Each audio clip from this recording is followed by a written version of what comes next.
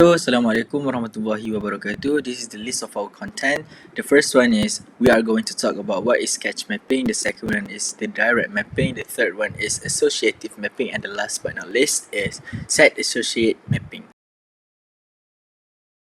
So right now I'm going to talk about what is sketch mapping. So why is sketch mapping so necessary for us? Because of it has much smaller than main memory, and not all the main memory can be stored in the cache at the same time.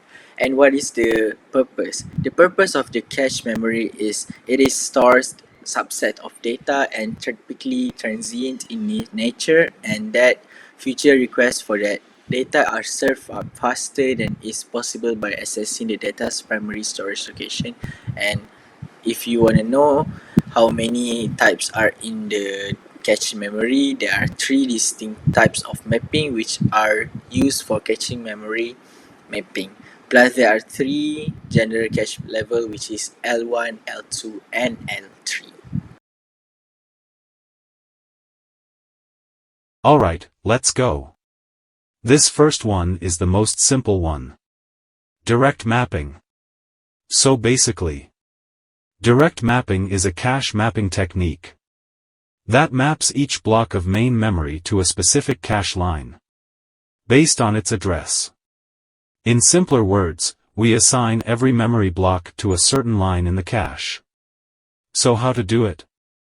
Simple. Let's go step by steps. The first steps is to analysis and understanding. When doing direct mapping, each block of main memory maps into one unique line of the cache. And that's what we about to do. Main memory maps in direct mapping is divided into three parts: tag, line, and word.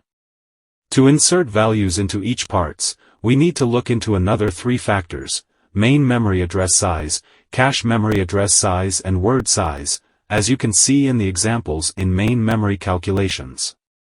The size is then we changed into bits. You can refer to the tables as shown here to convert bytes into bits. Remember that bytes and whole numbers has their own way of calculating values. Afterwards, we insert the results into the main memory maps. And the maps with sorted self-outs. Main memory and cache memory deduct each other to get tag values, cache memory and words subtracts their numbers to get line values, and words is words. And there you have it. A complete maps of main memory using direct mapping. It is considered the simplest, but there are many alternatives way to solve the mapping. Now, let's move to associative mapping. In associative mapping, each main memory block can be mapped into any line in the cache memory. As such, every cache lines must be checked to see if a main memory block is in the cache. The main memory structure are as follows. It is divided into two parts, tag and word. We'll use this in the calculations. For example, say we have 32 gigabytes of main memory, 32 megabytes of cache memory and 1 byte word size. The first step is to convert these into bits. From the calculations done, we have 35 bits main memory, 25 bits cache memory and 3 bits word size. But how do we map these into the main memory structure? Since associative mapping doesn't have a line part in the main memory, we should only focus on the bit values of main memory and word size. So, the word part is going to be 3 bits and the tag part is the remainder of main memory bits minus word size bits.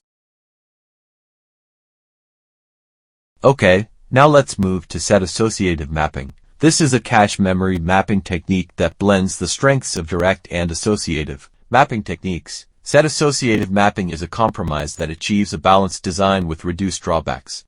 It organizes lines into sets and uses specific block mapping within a set to simplify tag comparison to a single line. The main memory structure consists of 3 sections: tag, set, and word. The colorful diagram in the slide illustrates this structure. To give you a clear understanding of how main memory calculations are derived, let me provide an example. If main memory is 32 gigabytes, cache memory is 32 megabytes, and word is 1 byte, then the size in bits for each section is as follows: main memory, 35 bits, cache memory, 24 bits, and word, 3 bits.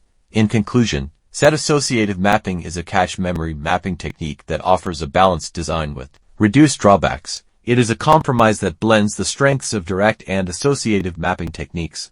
Thank you for listening.